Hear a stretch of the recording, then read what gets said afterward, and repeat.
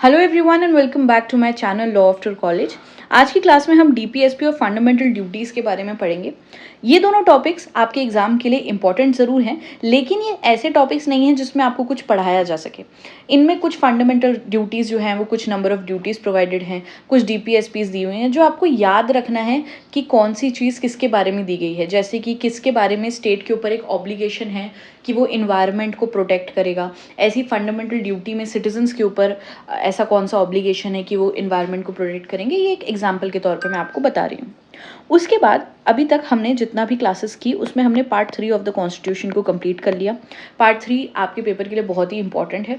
आज की क्लास में हम डीपीएसपी और फंडामेंटल ड्यूटीज़ को एमसीक्यूज़ के तरीके से कंप्लीट करेंगे। जितने भी इंपॉर्टेंट क्वेश्चंस हैं हम इस वीडियो में देख लेंगे और उससे कहीं ना कहीं आपके सारे टॉपिक्स जो इन दोनों टॉपिक से रिलेटेड जितने भी आपके आपका ऐसा एरिया है जो आपको पता होना चाहिए, वो सब कुछ आपका इसी में कवर हो जाएगा। अगर आप नोट्स बना रहे हो तो इन्हीं एमसीक्यूज़ के टॉपिक वाइज नोट्स बना लो कि इस एमसीक्यू में जो भी बात मैं बताऊंगी उसको as a pointer wise notes बनाते चलिएगा। चलिए स्टार्ट करते हैं। डीपीएसपी आपका आता है पार्ट 4 में और फंडामेंटल ड्यूटीज़ पार्ट 4A में प्रोवाइडेड है। स्टार्ट करते हैं पहले डीपीएसपी के मल्टीपल चॉइस क्वेश्चन से। सबसे पहला क्वेश्चन है विच part of the Indian constitution contains the DPSPs. तो अभी हमने देखा कि वो पार्ट 4 में प्रोवाइडेड है। ये तो बहुत ही सिंपल सा क्वेश्चन था, लेकिन ये पार्ट्स आपको याद रखने पड़ेंगे। मैंने अपने चैनल पे आई गेस एक शॉर्ट प्रोवाइड किया था जिसके अंदर मैंने बताया था कि पार्ट्स को याद करने के लिए आपको क्या ट्रिक है जो आप अप्लाई कर सकते हो और फिर पार्ट्स आपको आसानी से याद हो जाएंगे। Alright, let's move to the next question. From which countries constitution were the DPSPs borrowed. Alright, तो हमारे पास यूके से ये नहीं हुआ था, यूनाइटेड स्टेट्स से भी नहीं हुआ था और कनाडा से भी नहीं हुआ था। आयरलैंड से हमने डीपीएसपीज को बोरो किया था। मैंने अपने पिछली क्लास में बताया था कि आपको सोर्सेस ऑफ कॉन्स्टिट्यूशन याद होने चाहिए कि कौन सी चीज़ हमने कहाँ से बोरो की है।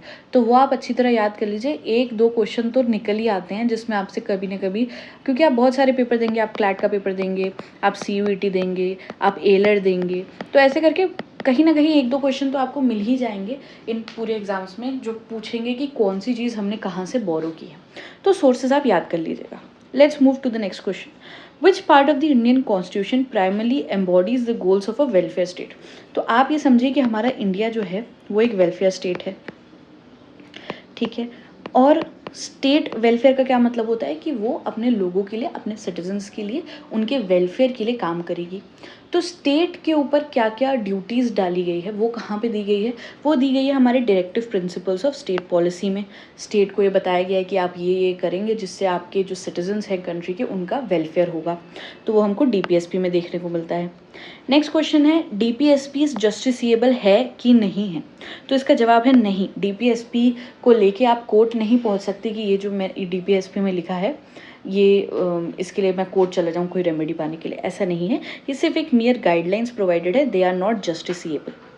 Okay, next question is which article of the Indian constitution mandates that the state shall endeavour to provide early childhood care and education for all children until age of 6 years.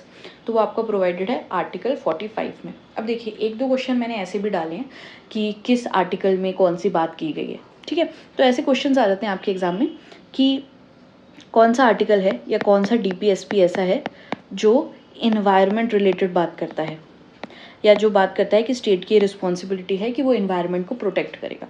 तो ऐसे टाइप के questions जो हैं वो exam में देखने को मिल जाते हैं, इसलिए आपको अच्छी तरह याद रखना है। देखो डीपीएसपी जो भी क्लब करते चलो, ठीक है। जैसे डीपीएसपी आपको प्रोवाइडेड है तो उनको क्लब कर लो कि कौन सी वर्क से रिलेटेड है कि equal pay for equal work और अच्छी वर्क कंडीशंस इंश्योर करेगा स्टेट, वो कौन सी है उनको क्लब कर लो। इन्वायरमेंट से रिलेटेड कौन सी है उनको क्लब कर लो। फिर और ऐसे जैसे एजुकेशन से रिलेटेड हो गया 45, ऐसे करके अलग अलग कैटेगरीज को क्लब कर लो और फिर उनको याद कर लो कि कौन सी किससे रिलेटेड है, ठीक है। तो एमसीक्यूज़ में अगर ऐसा कोई क्वेश्चन भी आया आपको आपके एग्जाम में तो आप आराम से कर पाओगे। Okay, next question is which DPSP directs the state to protect and improve the environment and to safeguard the forest and wildlife of the country। तो ये है आया है आपका 48A आर्टिकल और इस आर्टिकल को लाया गया था 42nd कॉन्स्टिट्यूशनल अमेंडमेंट से, ठीक है। उसके बाद यहाँ पे 48A को ऐड किया गया था। Okay, next question is in which part of the Indian constitution are the fundamental duties enumerated. ठीक है, फंडामेंटल ड्यूटीज़ पे आ गए अपन। फंडामेंटल ड्यूटीज़ आपकी पार्ट 4A में प्रोवाइडेड है। इसे भी 42nd कॉन्स्टिट्यूशनल अमेंडमेंट से प्रोवाइड किया गया था। देखिए ये जो अमेंडमेंट है ना, इसे हम मिनी कॉन्स्टिट्यूशन भी कहते हैं।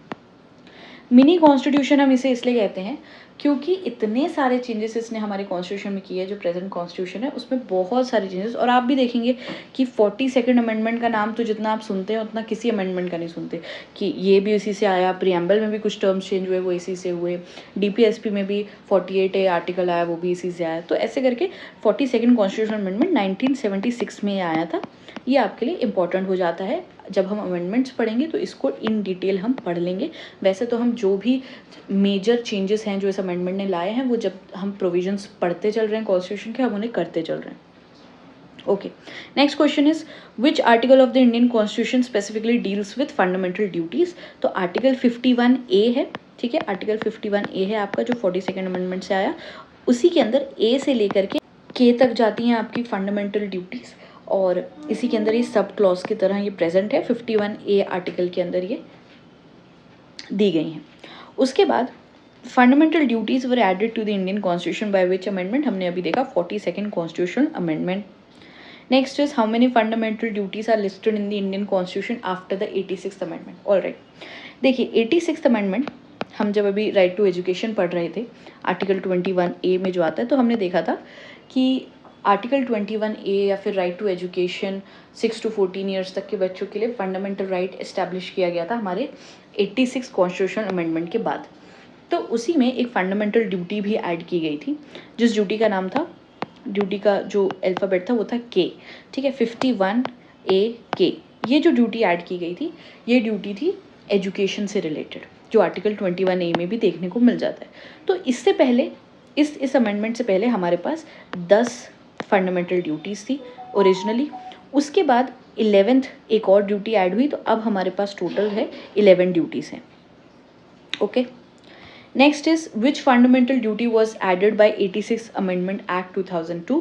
अभी हमने देखा वो क्या थी, to provide opportunities for education to children between the age of 6 and 14 years.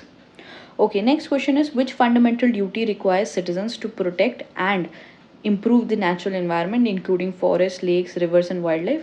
तो वो है 51AG। ये आपको याद करना पड़ेगा, है ना। मैंने आपको बता दिया, आप क्लबिंग कर लीजिए और इसी तरह से आप याद करते चलिए।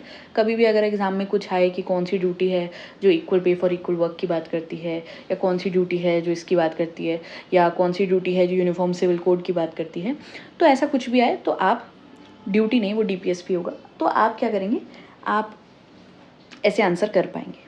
Okay, next question is which fundamental duty citizens to provide opportunities for education that children or wards between the age of 6 and 14 years। Okay, so that is अभी हमने देखा 51AK, है ना। K ड्यूटी ऐड की गई थी कब, 86th amendment से। ओके, तो इसी के साथ आपके जितने भी क्वेश्चंस हैं वो कंप्लीट होते हैं। अच्छा, एक और चीज़ अब इसमें देख लो कि जो फंडामेंटल ड्यूटीज़ हैं ये किस कमेटी ने रिकमेंड किया गया था कि इस चीज़ को जो है वो हमारे कॉन्स्टिट्यूशन में डालना है। तो उस कमेटी का नाम है स्वर्ण सिंह कमेटी।